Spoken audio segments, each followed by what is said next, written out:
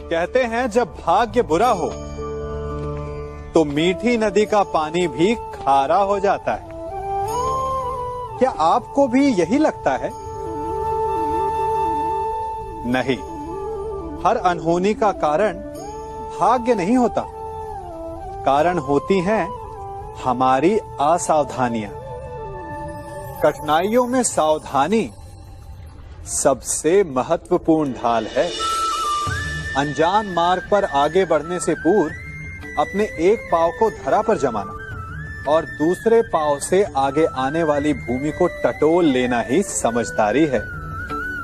सत्य बोलने में, वचन देने में या प्रतिज्ञा लेने में सावधानी आवश्यक है। अर्थात सावधानी का अर्थ है पहले भविष्य का आकलन कर लेना। यदि घर की नींव डालने में असावधानी बरती जाए तो इमारत चाहे कितनी भी सुंदर क्यों ना हो, वो ध्वस्त हो ही जाती है। इसीलिए सुरक्षित भविष्य का आधार है वर्तमान में बरती हुई सावधानी। क्योंकि भविष्य में क्या होने वाला है ये आप जान नहीं सकते, परंतु उससे बचने के लिए सावधानी की ढाल का प्रयोग अवश्य कर सकते हैं।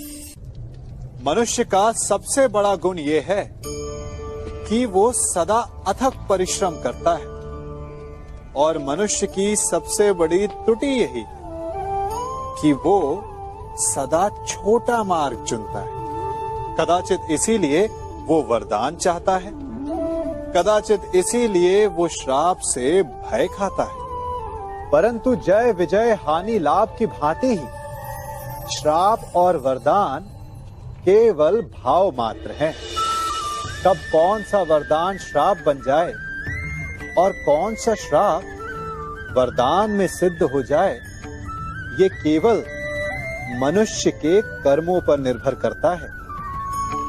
विष पीकर शंकर महादेव हो गए और अमृत पान करके भी राहु केतु असुर ही रहे। तो सब खेल है केवल भाव और कर्मों का। यदि कर्म और लक्ष्य उचित हो तो श्राप को वरदान बनते देर नहीं लगती, और यदि कर्म अनुचित हो तो वरदान भी श्राप बन जाता है। कभी चुंबक को देखा है कैसे वो लोहे की ओर आकर्षित होता है और कैसे वो लोहे को अपनी ओर आकर्षित करता है? चूंकि उसके स्वभाव में ही आकर्षण है। हम सबके भीतर भी एक ऐसा ही चुंबक होता है, विचार का चुंबक, जो सदा अपने ही जैसे विचारों को आकर्षित करता है। हम जो बोते हैं वही काटते हैं। उसी प्रकार हम जैसा सोचते हैं वैसा ही पाते हैं। साधु ईश्वर का नाम जपता है तो उसे ईश्वर मिल जाता है। अर्थात फल हमारी सोच पर निर्भर करता है।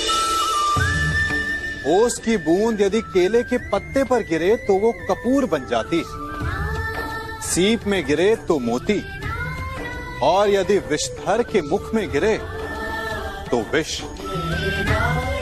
बूंद एक है परंतु उसके प्रारब्ध भिन्न है, क्योंकि उसे आकर्षित करने वालों का व्यवहार भिन्न है। इसलिए यह आप पर निर्भर करता है कि आपको भविष्य में विष चाहिए या अमृत। स्मरण रखें, हम वही बन जाते हैं जैसा हम सोचते हैं, जैसा विश्वास रखते हैं। यह आपका विश्वास ही है जो ये निर्धारित करेगा कि आपको विष मिलेगा या अमृत। इसलिए अपनी सोच को सुदृढ़ रखिए, सकारात्मक रखिए, और फल भी सकारात्मक ही आएगा। जब मेघ छाते हैं तो क्या होता है? अंधकार छा जाता है। मेघ गरजते हैं, बिजलियां कड़कती हैं, वर्षा होती है। सभी पशु अपने आश्रय स्थल पर जाकर छिप जाते हैं। मनुष्य अपने घरों की ओर दौड़ते हैं और सभी पक्षी अपने घोंसलों में जाकर छिप जाते हैं।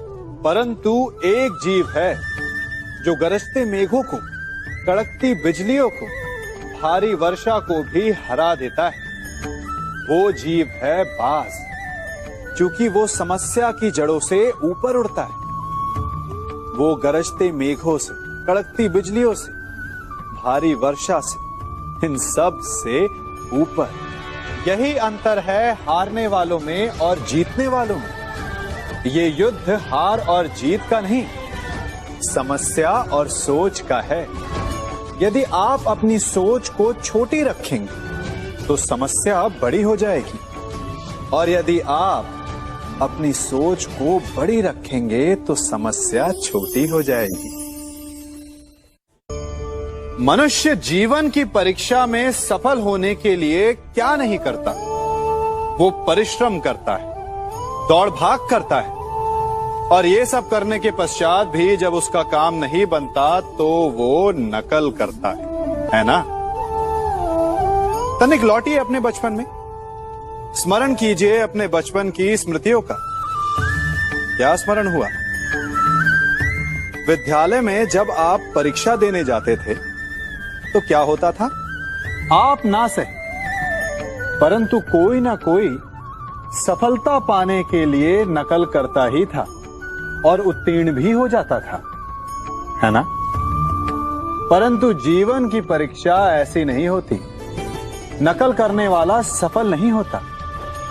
कारण विद्यालय में सबके प्रश्न पत्र एक होते थे, परंतु जीवन के प्रश्न पत्र और उनकी कठिनाई सबके लिए भिन्न होती।